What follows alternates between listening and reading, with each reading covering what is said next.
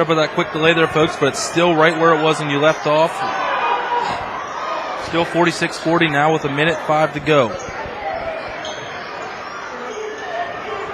Northland just want to try. They're really running that offensive set here in this one. I think Northland's offense might be their best defense right now, Tony, because the last 3 or 4 minutes the Wildcats have been red hot. Shot up and no good, though. Logan going to get a chance to cut this one down to potentially a 1-point game, a 1-possession game, down by 6. See what kind of shot they settle for here, Tony.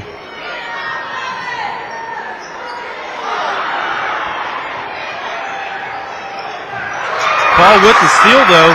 20 seconds. Coach Hatcher wants a timeout. May not be good for his players. He was not happy. No, I think he was saying that the guy tipped that they're going out of bounds. I don't remember seeing anybody around Paul. I think Hatch tried to call a timeout, but I don't know what happened. He either wanted the timeout with possession or he wanted to call a timeout and they wouldn't let him have it because they didn't have possession of the ball. But Trey Burke comes down and hits a 2-point shot.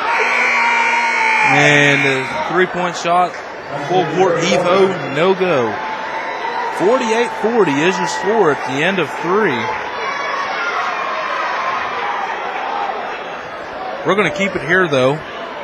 Let you get a look at the Logan Lady Wildcats out center of the court, trying to keep the fans entertained here during the middle, in between quarters. Well, Logan had the right idea there. They picked it up there in the second half of the third quarter.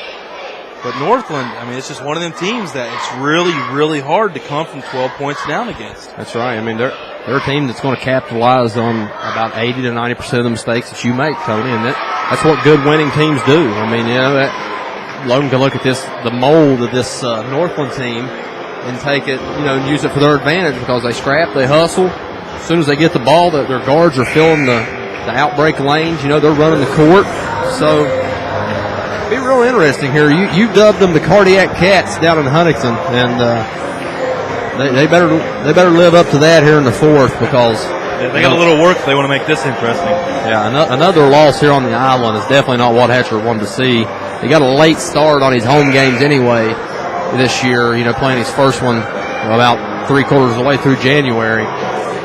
So it's been tough here for the home crowd. They've seen some pretty good teams, but they're not all about the quality of basketball. They're about their Wildcats winning. So I know you're ready, and I'm ready. Here we go, another fourth quarter. Let's go. See if the Cardiac Cats can put everybody in cardiac arrest. Keaton is his last name Johnson? Yes. He's in the game. He's going to. He lost control of it. It's going to go to Northland. And Keaton Johnson will probably be coming out. Hatch didn't look too happy, did he? He's bringing in 2 subs. There's 2 players he's not too thrilled with at the moment.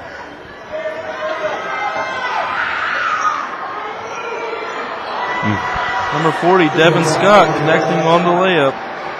He now has 6. 50-40, Logan down by 10. Open for 3. Matthew Green, no good. Wow, look at the speed here by number 50, Laquan Williams. He connects. Now it's a 12-point lead again. Paul's going to go coast to coast. And that's what you need out of Paul Williams. You need him to step up and take over here in the fourth quarter, and he's capable of doing it. We've seen him do it before.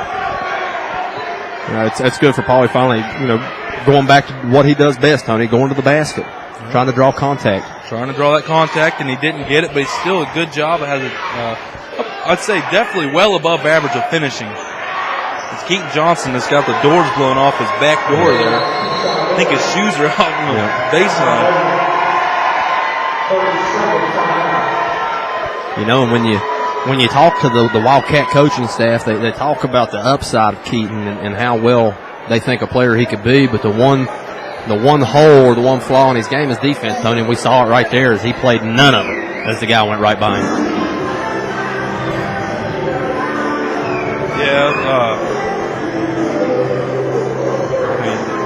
you got to stay in front of your man. That's just, especially if you want minutes down in the fourth quarter, down the stretch, you got to be able to keep your man in front of you on the defensive end.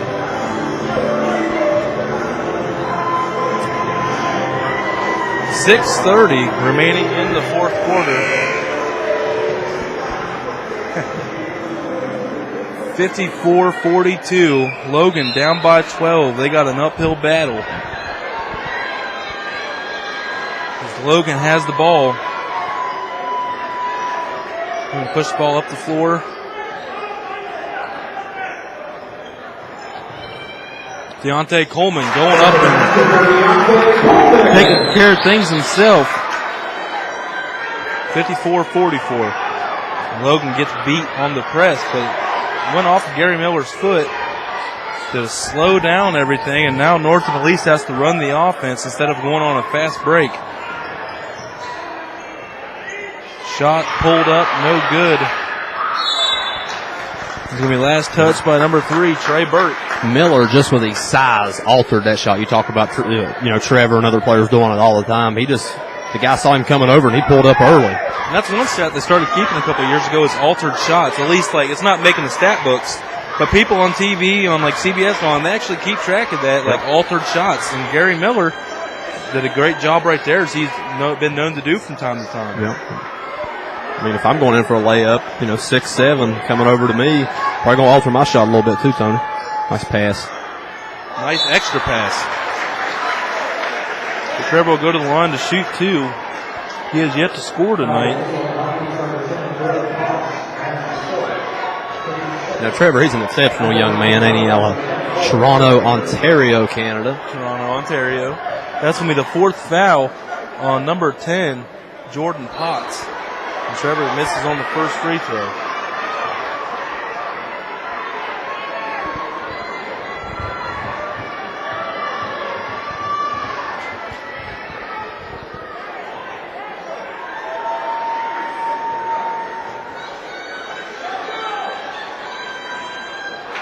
Trevor misses on both. 54-44, Banger score at 5:20. We'll see a little pressure out of the Wildcats. Northland breaks that. And the Vikings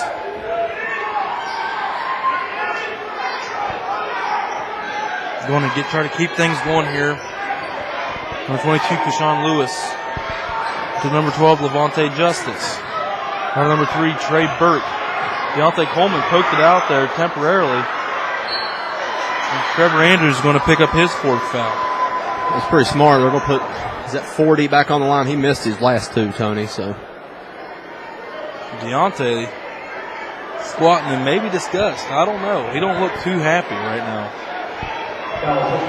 It's always tough when you get 3 or 4 guys, Tony, out running away from the basket as far as they were out. They were at half court, doing a little Harlem Globetrotters inner weave there. It normally opens somebody up.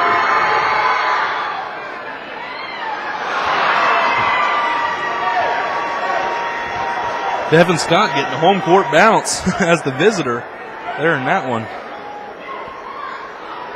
He's 1 of 3 now on the night from the free throw line. Logan down by 11. And he connects on both of them after he misses his first 2. Deontay over to Steve Browning.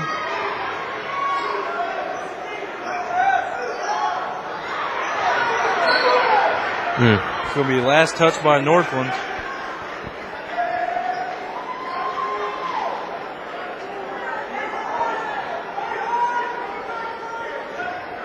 Paul Winston going to take the ball out, gets it into Coleman. Out to Browning. Browning gets it back to Williamson. And he's going to be mugged from the left by number 0, Jalen Benton. He had a beef, and he looked over at Satch, and Satch's like, well, what do you want me to do about it, man? He's like, you need to calm down. You need to not do that. He's been around the time. He's been around the block.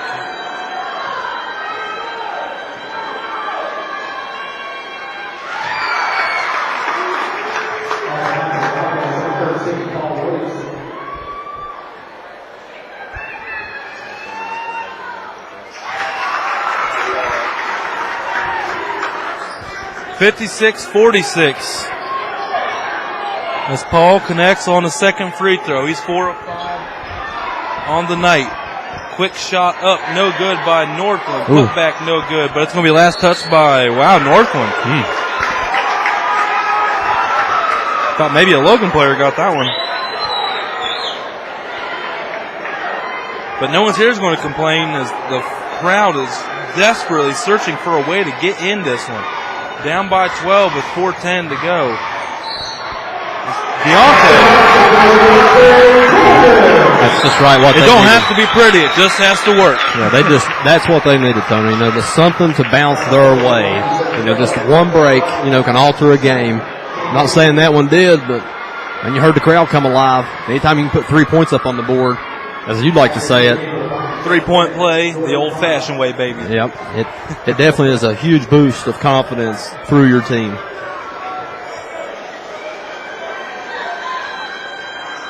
Deontay, 7 of 7 from the line. 56-49. Logan down by 7. Still over 4 minutes to go, so there's plenty of time for Logan. Trey Burke comes right down and pushes it back to a 9-point lead. 3:55 and counting. That's a hard spot for Gary to be in because you're instructed to stop the ball. But Stevie Browning. Gary Miller's down. Deontay's. Coleman had it slapped out of bounds.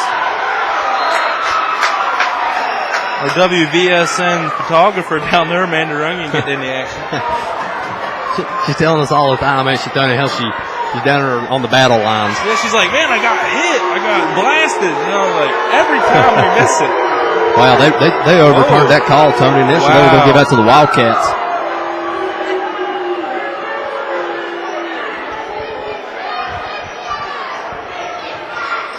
Hatch is still over there working it. Playing the politics.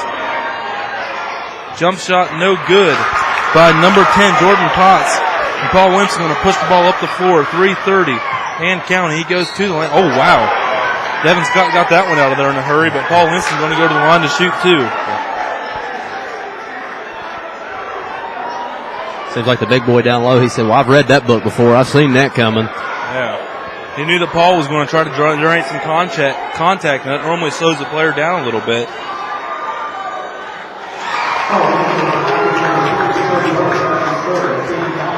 Trey Burke getting his third foul there as Paul connects on the first free throw. And he misses on his second. He's going to get charged with the foul. And that'll be the 7th team foul on Logan. So Northland will go to the line to shoot 1-1.